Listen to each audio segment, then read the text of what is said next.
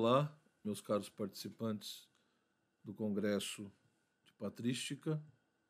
Eu pretendo trabalhar nesta conferência justamente uma noção, uma questão que é extremamente peculiar e especial no interior do pensamento de Santo Agostinho, que é justamente a figura do Cristo mediador, né? Ou a questão da mediação crística.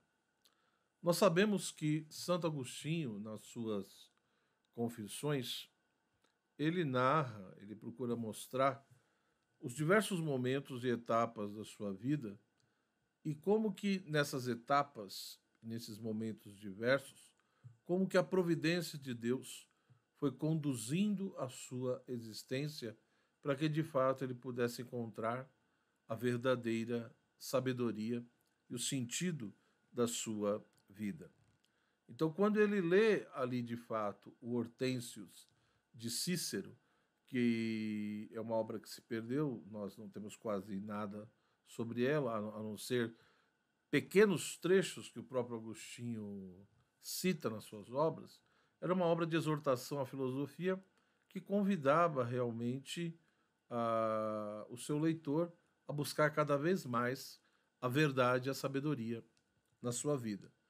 Nós sabemos então que Santo Agostinho, ao ler essa obra, como ele relata nas Confissões, como eu disse, ele de fato desperta para esse amor à sabedoria, a essa verdade, mesmo que ainda ele não tenha ali toda a clareza do que seria essa sabedoria, do que seria essa verdade e onde ela estaria e qual caminho a percorrer para chegar até lá. Ora, na sua trajetória, ele passa então ali, no primeiro momento, ele se aproxima das Sagradas Escrituras, mas como ele mesmo diz, o seu orgulho e a sua soberba dificultaram bastante para que ele pudesse ver essa verdade, essa sabedoria no texto sagrado. Ele acha a Bíblia uma coisa muito estranha e, portanto, ele se afasta do texto porque não consegue ver ali essa verdade, essa sabedoria. E se aproxima do quê? Do maniqueísmo, que era uma corrente filosófico-religiosa, né, de vertente gnóstica, extremamente forte, presente na época de Santo Agostinho, ali no quarto século. Né? Como nós sabemos, ele nasce, né, em 354, nessa segunda metade do século IV, e morre em 430, né, na primeira parte do século V, fazendo parte, né, justamente do período áureo da patrística, né, onde vão aparecer, enfim, os grandes nomes que nós já conhecemos, dentre eles, o próprio Santo Agostinho. Então, nessa relação com o maniqueísmo, óbvio que o que leva Agostinho a se aproximar dos maniqueus é justamente essa sede, essa procura, essa busca por essa verdade, por essa sabedoria, que ele também, nos seus relatos, mostra que não encontrou. Ou seja, fica ali 8, 9 anos no maniqueísmo, nunca passou da primeira fase, né? Mas logo depois já vai tendo as suas decepções e no entendimento dele, ele já vai vendo, digamos assim, as insuficiências e contradições do próprio maniqueísmo, que não conseguia responder muitas perguntas que ele fazia sobre a vida, sobre Deus, sobre a alma, sobre o mal, etc. Tá? Mas ele busca ali, ele procura e depois, aos poucos, vai se afastando. Tem ali a sua fase cética, né? Não no sentido de que ele viva um ceticismo radical, colocando tudo em dúvida, mas principalmente as chamadas verdades metafísicas. Ele começa a ter um certo desânimo em relação a elas, no sentido de achar que, de fato, a razão humana talvez não tenha competência de compreender quem é Deus, a sua natureza, o que é o mal, o que é a alma, o que é a liberdade, etc, etc. Mas essa fase cética depois vai, digamos, se enfraquecendo, principalmente na medida em que ele tem a oportunidade de viver ali na igreja de Milão, conhecendo Santo Ambrósio, ouvindo os sermões de Ambrósio, e também outros cristãos que pertenciam à igreja de Milão, ajudaram Santo Agostinho a entrar em contato com a tradição platônica, né, com os livros dos platônicos, como ele mesmo assim o diz. E, de fato, em vários momentos, né, seja nas confissões, seja na própria Cidade de Deus ou outros textos, em vários momentos Santo Agostinho sempre faz um certo elogio da questão do platonismo, né? E quando ele fala platonismo, ou seja, o que ele leu propriamente de Platão, é, alguns dizem que ele não leu, de Platão mesmo não teria lido nada, o que ele teria lido mais seriam textos de Plotino, ou seja, autores mais relacionados ao que nós chamaríamos hoje de neoplatonismo, né? E outros dizem que, mesmo que ele tenha lido alguma coisa de Platão, teria sido muito pouco. Se leu um ou dois diálogos, foi muito. Então a influência maior é muito mais, digamos assim, do neoplatonismo sobre o seu pensamento do que do pensamento próprio ali do Platão como nós o conhecemos. Ora, por que esse elemento é extremamente importante? Ou seja, por que fazer essa mini narrativa, né? Essas fases, essas experiências, né? E tudo que Santo Agostinho foi vivendo, foi experimentando e foi conhecendo e descobrindo no decorrer da sua trajetória, né? Repito, esse contato com o pensamento de Cícero, essa coisa do maniqueísmo, a própria questão do ceticismo e toda essa coisa agora com a tradição platônica, principalmente esse neoplatonismo aí do Plotino. O que isso tem a ver com a questão, né, do Cristo mediador ou com a questão da mediação crística? Ora, em vários textos, da mesma forma que Santo Agostinho faz alguns elogios ao platonismo e mostra como o platonismo foi benéfico em algumas coisas, né, como que o platonismo o ajudou a superar determinadas dificuldades intelectuais, nessa própria discussão, né, com a tradição platônica, Santo Agostinho vai percebendo um ponto extremamente importante, que é a necessidade da mediação que se estabelece na relação do humano com o divino, mas antes dessa relação do humano com o divino propriamente dita, da própria relação do sensível com o inteligível, do temporal com o eterno, do mutável com o imutável, das criaturas com o Criador. Ou seja, se nós pegarmos, por exemplo, o livro 7º das Confissões, né, onde aparece ali claramente a figura do Cristo mediador e a explicitação da necessidade dessa mediação. Da mesma maneira que se nós pegarmos o livro 4º do seu De Trinitate, né, sua obra sobre a Trindade, e da mesma maneira o livro 9 da Cidade de Deus. Esses três textos me parece que são extremamente interessantes e importantes para que nós possamos, de fato, compreender a figura do Cristo mediador, porque somente o Cristo pode ser mediador, em que sentido ele é mediador. Mas antes de tudo, é necessário refletirmos por que do ponto de vista agostiniano, se faz necessário uma mediação. E que tipo é essa mediação? Ora, como ele narra no livro 7º das suas Confissões, e ali me parece que é o texto mais apropriado, porque no livro 7º das Confissões nós vamos encontrar o que alguns comentadores chamam de conversão intelectual, né? Gouvan Madec, por exemplo, usa essa terminologia na sua análise do livro 7º, e me parece que é, de fato, apropriada, como também outros comentadores mais antigos. Então, você tem, de fato, ali, ou seja, Agostinho narra no livro 7º das Confissões, como que em um determinado momento da sua vida, isso não só no livro 7º, mas se você pegar os livros anteriores das Confissões, o livro 5º, o livro 6º principalmente, ele mostra claramente como que naquele momento ele padecia de um certo tipo de pensamento materialista, né? Ou corporalista, como eu prefiro dizer. Ou seja, nessa busca da verdade e da sabedoria, Santo Agostinho, num primeiro momento, estabelece a via da exterioridade para encontrar essa verdade e essa sabedoria. E ao estabelecer a via da exterioridade, como vai ficando claro nos seus textos, ele acaba estabelecendo o primado dos sentidos, porque buscar essa verdade e sabedoria pela exterioridade significa principalmente colocar como ponto de referência principal, primeiro e como critério, né, de conhecimento, os sentidos corpóreos. Aquilo que eu vejo, aquilo que eu ouço, aquilo que eu toco e por aí vai. Os 5 sentidos, portanto, passam a ter um primado muito importante.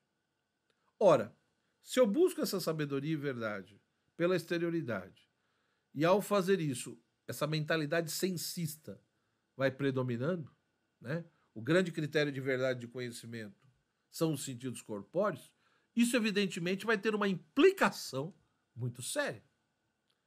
Ou seja, em outras palavras, a via do conhecimento, a via epistemológica, ela foi escolhida e foi estabelecida. E qual era essa via nesse momento da sua vida? Era a via da exterioridade. Era a via dos sentidos. Olha, se eu busco a verdade e a sabedoria, se eu busco o conhecimento sobre as coisas a partir dos sentidos, segundo Santo Agostinho, isso me leva então a pensar que no fundo tudo que existe está submetido ao tempo e ao espaço. E, portanto, uma coisa que não está presente no espaço é como se fosse um puro nada, ou seja, uma coisa que não existe. Logo, tudo aquilo que existe está no tempo e no espaço, nada mais é do que uma mera substância corpórea. E é isso que ele nos relata no início do livro 7 das suas Confissões. Esse é o modo que ele pensava, o seu modo de ver o mundo, de conceber e compreender o ser das coisas, mas também de Deus, e a própria maneira como ele abarcava o problema do mal, vai por esse viés. Ou seja, até Deus, se existe, vai ser um tipo de substância corpórea. E o mal, a mesma coisa. Também será substancializado. Durante um bom tempo na sua vida, foi assim que ele pensou e foi assim que ele concebeu. Então, essa mentalidade corporalista ou materialista, como alguns preferem dizer, porém, devemos tomar muito cuidado quando alguns comentadores usam esse termo, né, materialismo em Santo Agostinho, porque o conceito e a noção de matéria em Agostinho é uma coisa um pouco delicada, né? Em alguns momentos ele dá a entender que existe a matéria corpórea, mas também uma certa matéria incorpórea. Então, enfim, tomar um pouco de cuidado com isso, né? Mas estou usando o termo porque muitos comentadores usam. Então, finalizando esse primeiro ponto, nós percebemos o quê? Que em um determinado momento da sua vida era assim que ele pensava, ou seja, a via do conhecimento, a via epistemológica, a via pela qual se buscava a verdade, era a exterioridade dos sentidos. E isso tinha uma implicação ontológica. Qual era? Conceber o ser necessariamente como uma substância corpórea. Seja do que for. Seja do que for. Então, o que é interessante aí é o quê? Que nesse momento da sua vida, nós vemos que essa via epistemológica e essa ontologia, digamos assim, seguida por Santo Agostinho, ela leva a um certo tipo de reducionismo. Ou seja, ele reduz a realidade àquilo que de fato pode ser apreendido pelos meus sentidos e que, por conseguinte, está submetido a toda essa lógica do tempo e do espaço, principalmente da espacialização. A realidade, portanto, se reduz a isso. Não é possível que exista algo que não esteja presente no espaço e, portanto, que não seja uma substância corpórea. Tudo que é, tudo que existe, necessariamente é um tipo de substância corpórea. Então isso é um reducionismo, né, da realidade. Você reduz a realidade a essa corporeidade, a uma substancialidade corpórea e, portanto, aquilo que pode ser apreendido pelos sentidos, etc. e tal. O próprio ser humano, o próprio Deus, né, ou quando eu falo de alma, isso não é muito incomum. Nós não podemos esquecer que no mundo antigo você tem ali os epicuristas, os estoicos, que também falavam de alma, de espírito, mas era uma concepção totalmente materialista do que seja a alma, do que seja o espírito. Então a noção de espiritual, de incorpóreo, nós sabemos que adentra a reflexão filosófica de maneira muito intensa, principalmente com Platão. Então, quando Platão cria a sua academia, né, e esse grande primeiro sistema filosófico, que foi o platonismo, é que vai realizar aquilo que alguns comentadores chamam de segunda navegação. Se a primeira navegação foi feita pelos pré-socráticos, nessa observação do mundo natural, procurando compreender de onde tudo vem e para onde tudo vai, a segunda navegação é justamente esse mergulhar na dimensão da transcendência, do espiritual, do incorpóreo, né? Ou seja, daquilo que possui uma natureza que é distinta da mera natureza material ou corpórea, ou sensível, como Platão gostaria de dizer. Aqui, então, o que ocorre? Quando no livro 7º ele relata e faz essa comparação do prólogo do Evangelho de São João com alguns textos dos platônicos, ele vai chamar a atenção justamente para isso.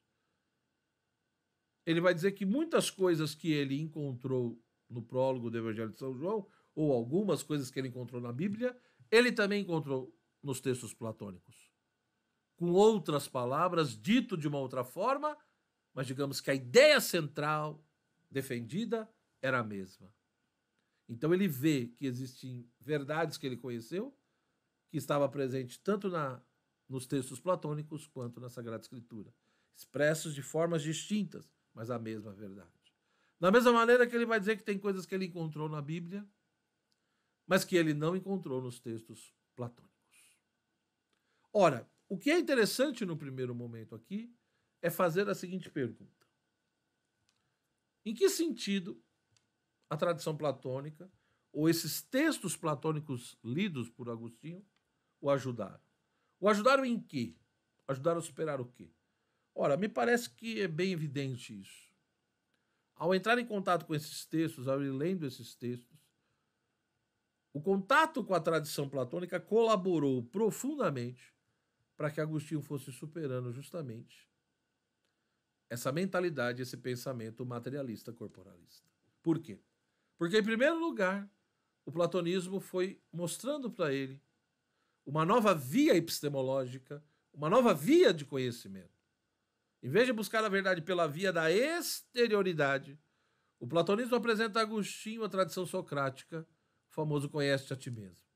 A importância não só de buscar conhecer o mundo, as coisas, aquilo que é externo ao meu ser, mas é fundamental também trilhar a via do autoconhecimento, buscar se conhecer. A inspeção do próprio espírito, ou daquilo que o Agostinho chamaria depois de homem interior, que ele identifica ali com a sua alma, é algo fundamental na vida humana. Então ele vai aos poucos descobrindo a via do autoconhecimento, buscar se conhecer, a inspeção do próprio espírito, né? Essa postura de reflexividade. E, de uma certa maneira, ele deve isso ao contato com os textos platônicos. E, a partir disso, ele vai elaborar, então, né, a sua noção de interioridade. Mostrando que, além da via da exterioridade, existe também a via, né, da interioridade. Onde o ser humano busca se conhecer e, na medida em que vai passando pelos degraus da alma, essa interioridade, ela vai se mostrando que é reflexividade, né? Voltar-se sobre si, pensar-se a si mesmo. Também é movimento, porque vai passando pelos vários degraus da alma, mas também tem toda uma dimensão teológica, porque aí eu descubro no mais íntimo do meu íntimo uma presença que é o próprio Deus, meu Criador, que habita em mim, que é justamente aquela verdade, aquela sabedoria, aquela luz imutável que ilumina a todos e que está presente no mais íntimo do meu íntimo. Então, pela via da interioridade, ele descobre isso. Ajudado pelos platônicos, descobrindo primeiro a importância da via do autoconhecimento, né? E pela essa questão do autoconhecimento, então ele vai vendo que é preciso ter uma postura de reflexividade. Então, a interioridade agostiniana tem esses vários aspectos de reflexividade, de voltar sobre si, de movimento interiorizante, de passar pelos vários níveis e degraus da alma, do homem interior, mas também a dimensão teológica, que é descobrir Deus no mais íntimo do meu íntimo, essa verdade, esse mestre interior, essa luz imutável, que é transcendente, que é distinta de mim, mas ao mesmo tempo é imanente, porque está presente no mais íntimo do meu íntimo e é o fundamento de todo o meu ser, do meu conhecer, do meu querer, do meu agir. Então, ele muitas vezes tece vários elogios. Na Cidade de Deus ele chega ao ponto de dizer que no entendimento dele o platonismo seria a filosofia mais próxima do cristianismo. Daí talvez muitas pessoas dizerem que no fundo, Santo Agostinho era um filósofo platônico ou neoplatônico, etc. e tal, e que na realidade o pensamento dele teria muitos problemas, porque no fundo ele acabou fazendo ali, no fundo, uma mera mistura de platonismo com cristianismo. Me parece que não é bem isso. Por quê? Porque se você ler os textos com calma, você vai ver que existe sim essa aproximação, esse uso, esse elogio, mas também Agostinho, em vários momentos, ele mostra as insuficiências do platonismo. E ao mostrar essas insuficiências, ele faz muitas vezes críticas extremamente fortes a essa tradição platônica, né, e a determinados neoplatônicos, mostrando de uma certa maneira os erros e os limites dessa tradição. E é aí que entra um elemento agora fundamental da nossa reflexão, que é o Cristo mediador. No primeiro momento, me parece que essa discussão do Cristo mediador, o modo como ela aparece no livro 7º, por exemplo, é bem clara nesse sentido, né? O livro 7º das Confissões. Ou seja, para os platônicos, e aí Agostinho, com a ajuda deles, descobre que a realidade não se reduz àquilo que é sensível, mas existe uma dimensão da realidade que é inteligível. E sendo inteligível, é incorpórea, tem uma natureza espiritual. Portanto, que não é apreendida pelos nossos sentidos, mas sim pela nossa mente, pelo nosso pensamento. É de uma outra ordem, é de uma outra natureza. A minha própria alma, a minha própria mente, a minha própria razão e inteligência é de uma natureza distinta dos meus sentidos corpóreos. E isso ele descobre com a ajuda da tradição platônica. Então a realidade não se reduz ao corpóreo e ao sensível. Não existem só substâncias corpóreas, mas também existem substâncias incorpóreas, espirituais. E conforme o tempo vai passando, evidentemente que ele vai fazendo o quê? O refinamento conceitual desses conceitos, dessas noções. E vai se afastando muitas vezes, não de tudo, mas de vários elementos da tradição platônica. Então, ele muitas vezes mostra onde está o erro, se afasta de determinadas coisas e pega somente aquilo que era verdadeiro no entendimento dele e que ele também entendia que era possível conjugar com a fé cristã. Ora, é aqui que entra a necessidade da mediação. E no entendimento dele, a tradição platônica mostra, ele usa, né, nessa análise crítica que ele faz do platonismo, ele procura evidenciar o quê? Aquilo que ele considera o grande problema da humanidade, de todos os homens, que é o problema da soberba, é o problema do orgulho. Por quê? Nós sabemos que para Platão e Plotino e outros ali na tradição platônica, o ser humano teria, se ele queria conhecer realmente a verdade e atingir a episteme, que é a ciência, o verdadeiro conhecimento das coisas, ele teria que fazer a passagem do sensível para o inteligível. O sensível é o mundo do quê? A realidade feita pelas coisas corpóreas, que são imagens e sombras, cópias das realidades inteligíveis, que seria aquilo que Platão chamava de ideias, de formas. Essas ideias e formas, né, o que o Platão chama de ideia, não tem nada a ver com o que nós chamamos de ideia. Ideia para nós, muitas vezes, é uma representação mental. Para Platão, a ideia, a forma, é uma realidade inteligível, é o modelo original de cada coisa.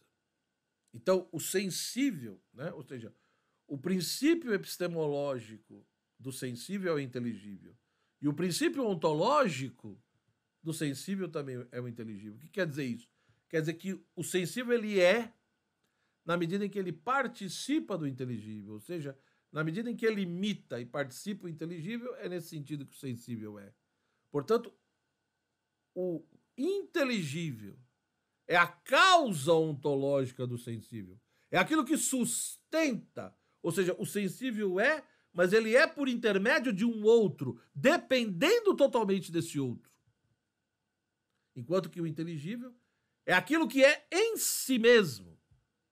Né? E mesmo que haja algum tipo de participação no âmbito do inteligível, onde uma ideia participa de outra ideia, vão existir de fato as ideias primeiras e superiores a todas. Então vai haver também uma hierarquia no inteligível. Né? Mas o sensível depende totalmente do inteligível. Portanto, a participação do sensível em relação ao inteligível é diferente da participação de uma ideia em relação a outra ideia. Mas o que é importante aqui, fundamental, para nós, é que nessa tradição platônica, a passagem do sensível para o inteligível era justamente realizada por que se chamava de movimento dialético, aonde eu parto ali da observação da realidade sensível, né? Ou seja, os sentidos têm o seu certo papel e a sua função, mas ao mesmo tempo eu vou usando cada vez mais a minha mente, o meu pensamento, o meu intelecto, e não tanto aquilo que os sentidos me dizem. Então, no nível do sensível, eu percebendo o quê? Que as coisas são cópias.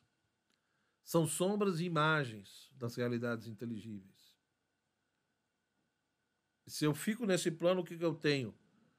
Uma mera doxa, uma mera opinião sobre essas realidades sensíveis. Se eu quero, portanto, conhecer a verdade, o verdadeiro ser das coisas e atingir a episteme, a ciência, eu preciso do sensível para o inteligível. E por isso eu preciso percorrer todo o movimento dialético, que tem várias etapas. Até chegar de fato à teoria, que seria a contemplação das ideias. Ali, nesse ato contemplativo, eu teria o verdadeiro conhecimento e, de uma certa forma, também a felicidade, porque estaria contemplando o imutável. O que é importante nós notarmos aqui é que essa passagem do sensível para o inteligível, o ser humano é capaz de realizá-la a partir das suas forças, a partir do seu esforço e das suas capacidades naturais. Então, a minha corporeidade, até os meus sentidos corpóreos, têm uma certa função no início desse processo, desse movimento de uma dialética ascendente. Mas depois vem todo o trabalho, principalmente, daquilo que está na minha alma, meu pensamento, né? A minha capacidade mental, etc. E não tanto o que os sentidos podem nos dar. Mas veja, o máximo que vai se reconhecer aí é que entre o sensível e o inteligível existem os entes matemáticos que, de uma certa maneira, nos ajudariam a purificar a nossa mente e a preparar a nossa mente para que ela pudesse, então, conseguir, um dia, contemplar as ideias imutáveis, as formas inteligíveis. Mas o ser humano é capaz de fazer todo esse processo, recebendo uma pequena ajuda, uma pequena mediação dos entes matemáticos. Agostinho, pela sua história de vida, e principalmente aderindo à fé cristã, ele vai achar tudo isso muito estranho.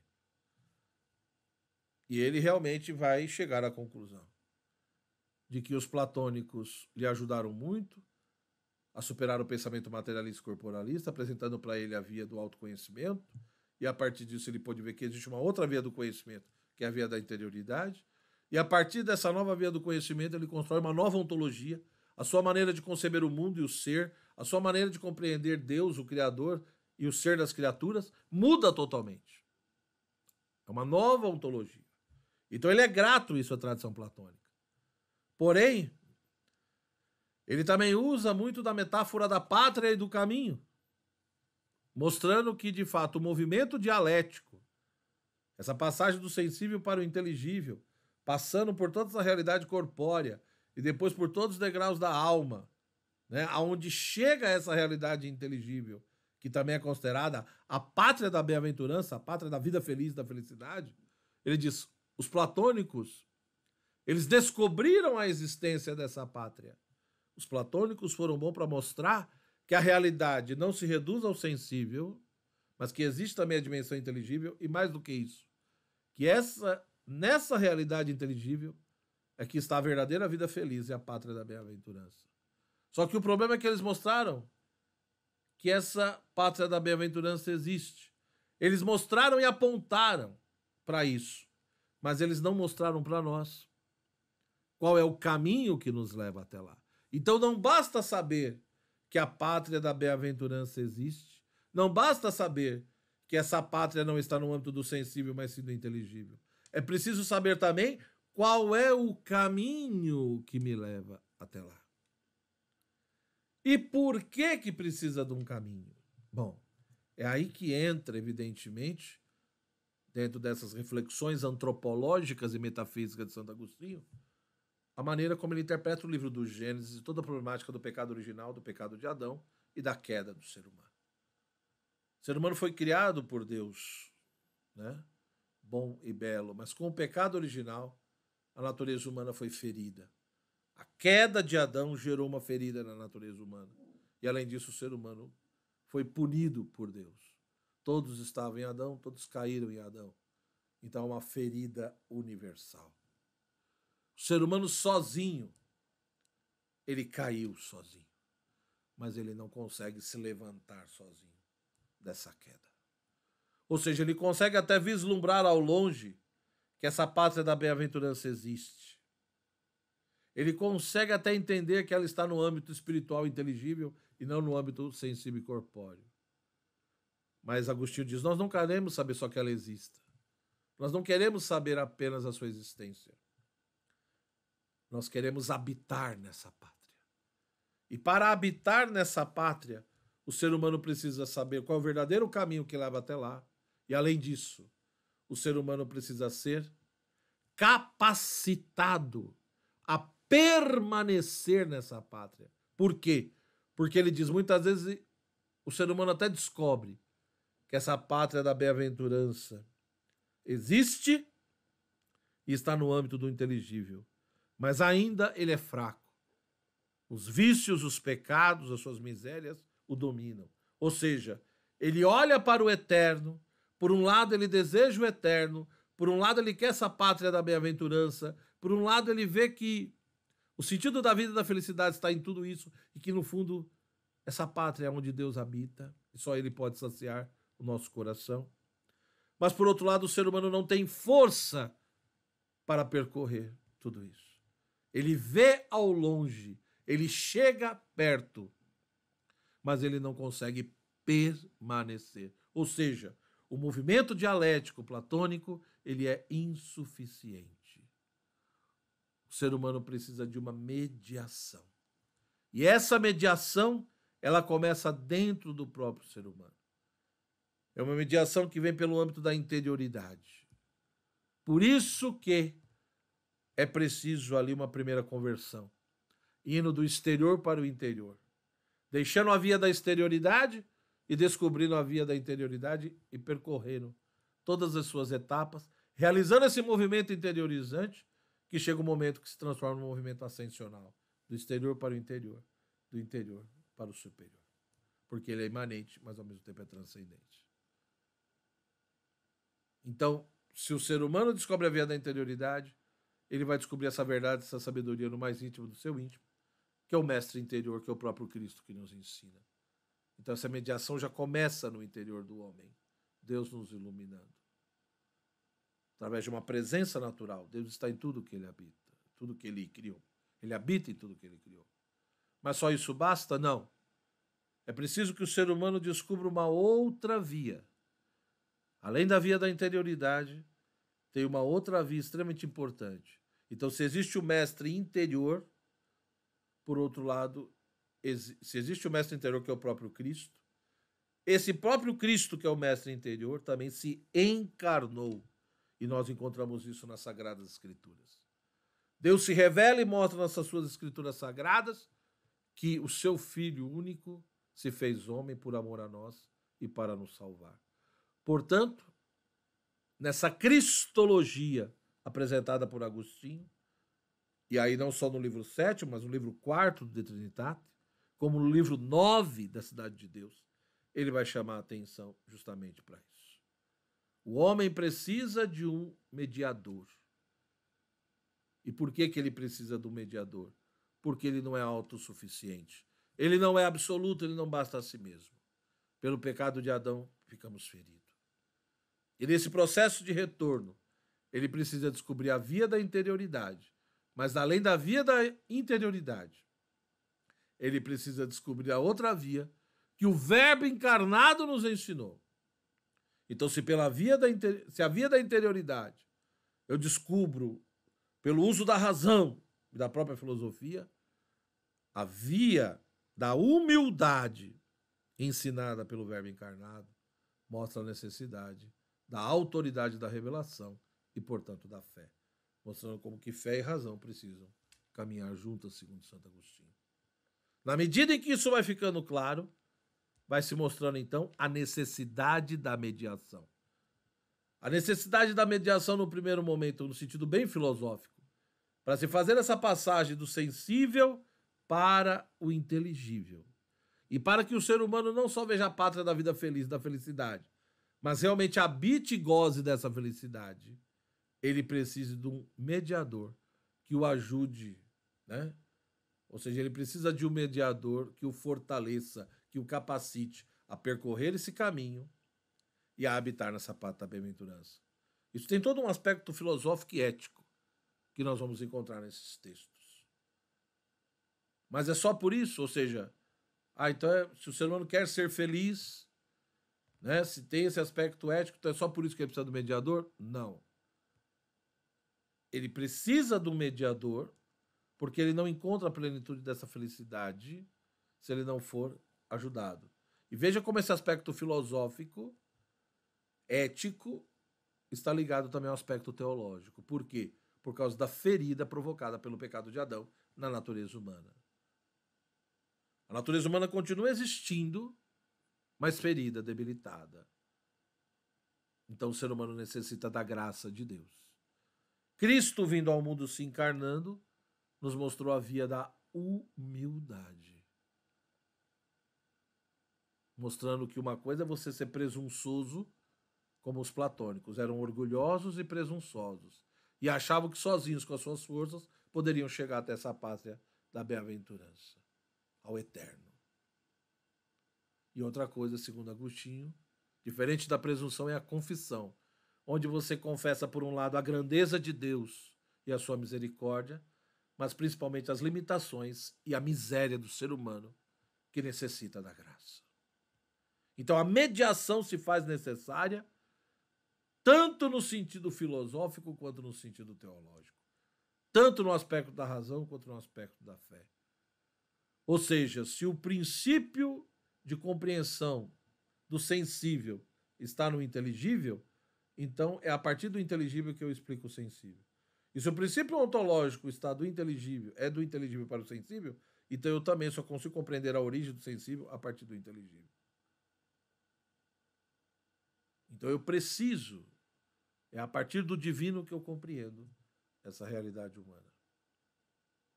Mas como que eu vou chegar até lá? É aí que entra o aspecto teológico, ou seja, a fé não substitui a razão, mas a fé ilumina a razão e dá elementos para que ela consiga ir além e trabalhar melhor. no seu próprio modo de ser, segundo Santo Agostinho. Então, finalizando aqui esse ponto, o que nós percebemos é justamente isso, né? A mediação se faz necessária porque o ser humano tem não só limitações, mas é fraco, tem uma miserabilidade, é portador de determinados vícios e fraquezas, e sozinho não consegue se libertar disso. Ele precisa de ajuda. Ele precisa de ajuda. Ele precisa de um mediador que o ajude a fazer essa passagem do sensível para o inteligível, do temporal ao eterno, né? Unindo o humano e o divino. Mas qualquer um pode ser esse mediador? Não. Tem que ser alguém que de fato consiga fazer a ponte, e para isso precisa estar dos dois lados. Não pode ser um mero ser humano, senão não terá força. Não pode ser simplesmente Deus, senão como entenderemos? Então, Cristo Jesus, segundo Agostinho, é o único de fato que pode exercer a função de mediador, porque ele não é só homem, não é só Deus, mas é Deus e homem ao mesmo tempo. É uma única pessoa, mas que tem duas naturezas. Né? Agostinho não aprofunda tanto isso, porque nós sabemos que essa questão da união hipostática ela vai ser muito mais aprofundada depois no Concílio de Éfeso, em 431, e Santo Agostinho já tinha morrido em 430. Mas em alguns momentos, em alguns textos, ele passa um pouco sobre isso, mostrando como de fato há essa unidade em Cristo, mesmo com essas duas naturezas. Ele é Deus e é homem, né? Mostrando para nós que ele é o mestre interior pela via da interioridade, mas é o mestre da humildade também pela sua encarnação. Então o ser humano precisa confessar a sua miséria, reconhecer que de fato precisa da graça de Deus e saber essa graça. Então a mediação se faz necessária e somente Cristo, enquanto o verbo encarnado do homem, pode exercer essa mediação. Né? Somente Ele, que de fato é homem e Deus, e portanto é bom, Ele que enquanto Deus é plenamente feliz e homem sem pecado, é o único que pode fazer essa mediação também, para que o ser humano veja essa pátria da bem-aventurança, não só de longe, mas que um dia venha habitá-la. Por quê? Porque ele é Deus, está no fim, é homem que está buscando, mas ele também é o próprio caminho. Ele é o próprio caminho. Tanto no sentido, ele é o caminho da interioridade, o caminho da humildade, né?